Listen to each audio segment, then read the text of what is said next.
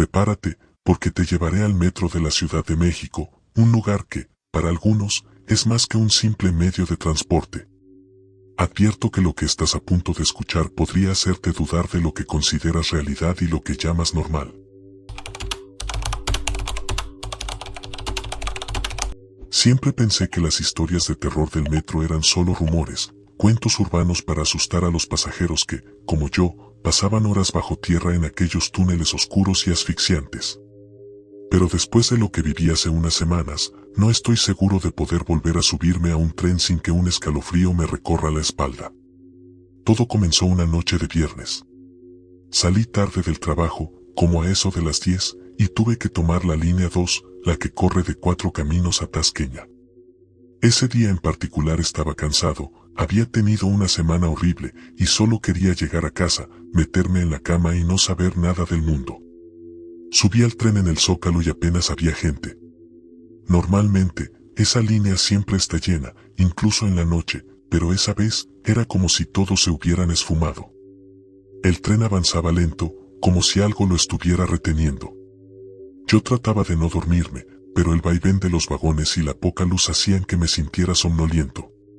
Justo cuando estaba por cerrar los ojos, se escuchó un ruido, un chirrido agudo y desagradable que me hizo abrir los ojos de golpe. Parecía que venía del vagón de adelante. Me incorporé un poco en mi asiento, tratando de escuchar mejor, cuando de repente, las luces parpadearon varias veces, hasta que se apagaron por completo. Nos quedamos en completa oscuridad. Y fue ahí cuando escuché la primera señal de que algo andaba terriblemente mal. Un gemido, bajo y profundo, como si alguien estuviera sufriendo, resonó en el vagón. No era el tipo de sonido que hace alguien cuando está herido, no. Era algo distinto. Algo inhumano. Me congelé en mi asiento, tratando de convencerme de que había imaginado ese sonido. Pero entonces se escuchó de nuevo, esta vez más fuerte, y sentí como si vibrara en el aire alrededor de mí. Era como si las paredes del tren estuvieran absorbiendo el dolor de alguna presencia invisible. Las luces volvieron a encenderse de repente, y vi que había una persona sentada justo enfrente de mí. No lo había notado antes. Quizás había estado demasiado sumido en mis pensamientos. Era un hombre mayor, de rostro pálido y mirada vacía. Tenía una expresión de desesperación tan intensa que me hizo apartar la vista de inmediato. En cuanto las luces volvieron a encenderse, él levantó la mirada y me clavó los ojos. No dijo nada, pero su expresión me dejó claro que él también había escuchado los gemidos. Pasaron unos segundos en silencio. El tren comenzó a moverse de nuevo, y yo traté de tranquilizarme, convencido de que solo había sido una falla técnica. Pero el hombre seguía mirándome fijamente, sin parpadear, con una intensidad que me hacía sentir cada vez más incómodo. En un intento de calmarme, le sonreí, aunque fue una sonrisa débil. Sin embargo, él no respondió. Al contrario, sus ojos parecían llenarse de una tristeza insondable. Entonces, en voz baja, comenzó a hablarme. «No debiste subirte en este tren», me dijo, con una voz quebrada y amarga. Al principio, pensé que estaba loco. Pero había algo en su tono que me hizo dudar. Quise responder, decirle que no entendía a qué se refería, pero las palabras se atoraron en mi garganta. El hombre bajó la cabeza y murmuró algo que no alcancé a entender, mientras el tren avanzaba, cada vez más lento, como si se estuviera acercando a algo. Sentía que algo invisible se cernía sobre nosotros, algo que cada segundo se hacía más pesado, más oscuro. Llegamos a la estación Pino Suárez. Las puertas se abrieron, pero nadie subió.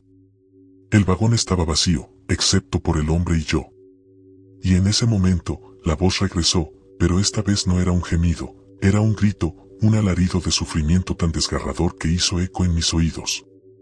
Quise taparme los oídos, pero no podía moverme. Estaba paralizado, atrapado por el horror que parecía emerger de las profundidades de los túneles. El hombre, que hasta entonces había permanecido callado, se levantó de su asiento y se acercó a mí. «Nos está buscando», dijo en un susurro casi inaudible. «¿Quién?», pregunté, mi voz apenas un murmullo. «La sombra», respondió.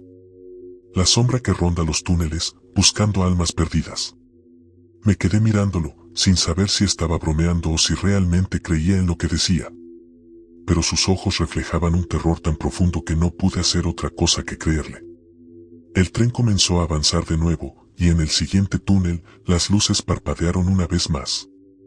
En cada parpadeo, me parecía ver algo en la oscuridad, una figura, una sombra que se movía rápidamente entre los vagones. Al principio, pensé que era solo mi imaginación, el efecto de la oscuridad y el cansancio.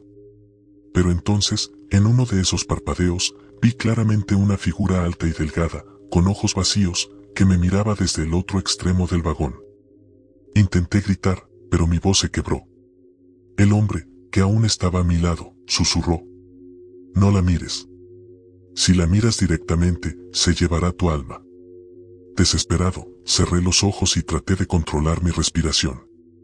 Podía sentir la presencia de esa sombra acercándose, el aire se volvió frío y pesado, y un olor nauseabundo llenó el vagón, como si algo estuviera pudriéndose en algún lugar cercano.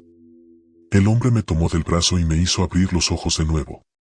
Cuando lo hice, el tren estaba detenido en medio del túnel, en completa oscuridad. «Escucha», me dijo, apretando mi brazo con fuerza. «Esta es tu única oportunidad. Cuando el tren vuelva a moverse, corre. Baja en la siguiente estación y no mires atrás, pase lo que pase». Antes de que pudiera responder, las luces volvieron a encenderse y el tren comenzó a moverse de nuevo. Sentía la sombra detrás de nosotros, acercándose, como si fuera a devorarnos. Las puertas se abrieron en la estación Isabel la Católica, y sin pensarlo, salí corriendo, siguiendo las instrucciones del hombre. No miré atrás. Solo corrí, con el corazón latiendo a 1000 por hora, sintiendo que algo estaba a punto de atraparme. Cuando finalmente llegué a la salida, estaba empapado en sudor y sin aliento. Miré hacia atrás una última vez. Para mi sorpresa, el tren estaba ahí, completamente vacío, las luces parpadeando débilmente en los vagones. Y justo antes de que se cerraran las puertas, vi al hombre, parado en el vagón, mirándome con una expresión de resignación, como si supiera que nunca volvería a salir de ese tren. Salí del metro esa noche con una sensación de alivio, pero también de una tristeza que nunca había sentido antes. No sé quién o qué era la sombra, pero esa noche entendí que hay cosas en este mundo que nunca comprenderemos. Cosas que habitan en los lugares más oscuros, esperando el momento adecuado para aparecerse. Desde entonces, nunca volví a tomar el metro solo por la noche. Esta experiencia, grabada en mi mente como una pesadilla recurrente, no solo me dejó marcado, sino que también me enseñó que en el metro de la Ciudad de México hay algo más que solo trenes y pasajeros. Hay presencias, almas en pena que, por alguna razón, no han encontrado descanso. Y si te atreves a mirar de cerca, quizás puedas verlos, pero cuidado. Porque una vez que los veas, ellos también te habrán visto a ti.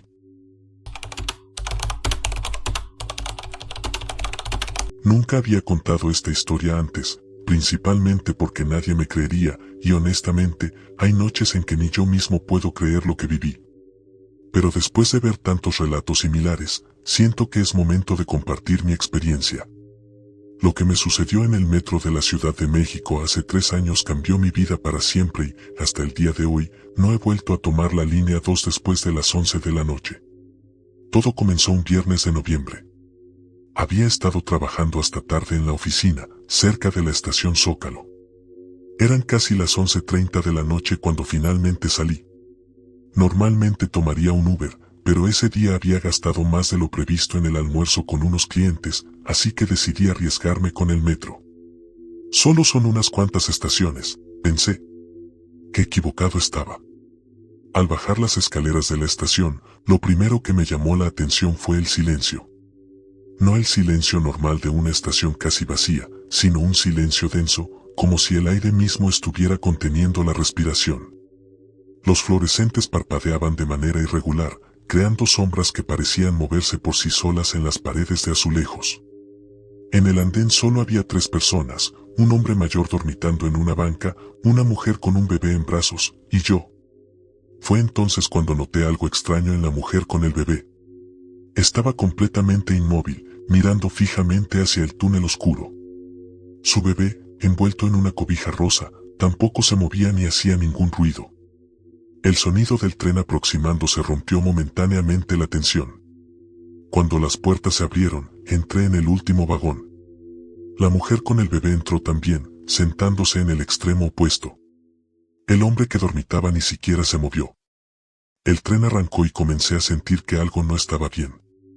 Las luces del vagón parpadeaban con más intensidad que de costumbre, y el ruido de las ruedas sobre los rieles sonaba diferente, como si estuviéramos viajando por túneles más profundos de lo normal. Miré mi celular para distraerme, pero no tenía señal. Ni siquiera el reloj parecía funcionar correctamente, los números cambiaban de manera aleatoria. Después de lo que pareció una eternidad, el tren se detuvo en la siguiente estación. Las puertas se abrieron, pero nadie entró ni salió. La mujer con el bebé seguía en la misma posición, sin moverse. Fue entonces cuando me di cuenta de que no podía ver su rostro, su largo cabello negro lo cubría completamente. El tren continuó su marcha, pero algo había cambiado. Las estaciones por las que pasábamos no eran las correctas. Los nombres en los letreros estaban borrosos o mostraban palabras que no podía entender. El vagón se sentía cada vez más frío, y podía ver mi aliento formando pequeñas nubes frente a mí. Decidí levantarme para cambiar de vagón, pero cuando intenté abrir la puerta, estaba sellada. Fue en ese momento cuando escuché el primer llanto del bebé. No era un llanto normal, sonaba como si viniera de muy lejos, como un eco distorsionado rebotando en las paredes del túnel. Me giré lentamente hacia la mujer. Seguía en la misma posición, pero ahora su cabeza estaba ligeramente inclinada hacia un lado, en un ángulo imposible.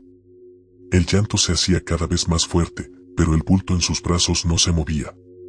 «Disculpe, señora, ¿está bien?», me atreví a preguntar. Mi voz sonó extraña, como si el aire denso la distorsionara. La mujer no respondió, pero el llanto del bebé se detuvo abruptamente. El tren se detuvo de nuevo, esta vez con un chirrido metálico que me hizo estremecer. Las luces parpadearon violentamente y, por un segundo, todo quedó en completa oscuridad. Cuando las luces volvieron, la mujer estaba de pie, a solo unos metros de mí. Su cabello seguía cubriendo su rostro, pero ahora podía ver que la cobija rosa estaba manchada de algo oscuro. Mi corazón latía tan fuerte que podía escucharlo por encima del ruido del tren. Quería correr, pero mis piernas no respondían. La mujer dio un paso hacia mí, y otro, y otro. Con cada paso, las luces parpadeaban y el aire se hacía más frío. Fue entonces cuando vi que sus pies no tocaban el suelo. El pánico me paralizó por completo cuando comenzó a levantar lentamente la cobija. Lo que vi debajo no era un bebé. Era una masa oscura y deforme que pulsaba como si estuviera viva. De repente, la cosa en sus brazos empezó a moverse, retorciéndose y estirándose de maneras imposibles. La mujer levantó la cabeza, y su cabello se apartó revelando nada. No había rostro, solo una superficie lisa y pálida como porcelana agrietada. En ese momento, el tren se sacudió violentamente y las luces se apagaron por completo. Sentí un frío glacial y un olor dulzón, como a carne podrida. En la oscuridad, escuché un sonido húmedo y viscoso, como si algo se estuviera arrastrando por el suelo del vagón. Cuando las luces volvieron a encenderse, estaba solo en el vagón, pero las ventanas estaban cubiertas de una sustancia negra y viscosa que se deslizaba lentamente hacia abajo. En el asiento donde había estado la mujer, solo quedaba la cobija rosa, completamente limpia y doblada perfectamente. El tren se detuvo en la siguiente estación, y las puertas se abrieron. Sin pensarlo dos veces, salí corriendo. No me detuve hasta llegar a la superficie, donde el aire fresco de la noche me devolvió a la realidad. Estaba en la estación Cuauhtémoc, a kilómetros de mi destino original. Los días siguientes los pasé investigando. Descubrí que en 1975, una mujer y su bebé habían muerto en un accidente en esa misma línea del metro. Según los reportes de la época, el bebé había caído a las vías y la madre saltó para salvarlo. Ambos fueron arrollados por el último tren de la noche. Pero lo más perturbador vino después. En los archivos del metro encontré reportes de incidentes similares al mío, todos en la misma línea, todos después de las 11 de la noche. Conductores que juraban haber visto a una mujer con un bebé en brazos caminando por los túneles. Pasajeros que describían encuentros casi idénticos al mío. Todos los reportes fueron archivados y clasificados como alucinaciones por fatiga o histeria colectiva. Han pasado 3 años y todavía tengo pesadillas con esa noche. A veces, cuando paso cerca de una estación del metro, puedo jurar que escucho un llanto lejano, como un eco que viene de las profundidades. Y en las noches más oscuras, cuando el viento sopla de cierta manera, me parece percibir ese olor dulzón y pútrido que inundó el vagón aquella noche. Sé que hay quienes no creerán mi historia, y lo entiendo. Yo mismo he tratado de convencerme de que fue una alucinación, un sueño, cualquier cosa menos la realidad. Pero cada vez que veo a una madre con su bebé en el metro, no puedo evitar mirar 2 veces, asegurarme de que sus pies tocan el suelo, de que puedo ver su rostro. Y si alguna vez te encuentras solo en el último tren de la noche en la línea 2 y ves a una mujer con un bebé en brazos, no la mires. No le hables. Y sobre todo, no te quedes para ver qué hay debajo de esa cobija rosa. Porque hay cosas en el metro de la Ciudad de México que es mejor no conocer, historias que es mejor no contar, y encuentros de los que es mejor no hablar. Y mientras escribo esto, no puedo evitar preguntarme si ella sabe que estoy compartiendo su historia. Si en este momento, en algún vagón vacío del último tren de la noche, una figura sin rostro está leyendo estas palabras por encima de mi hombro.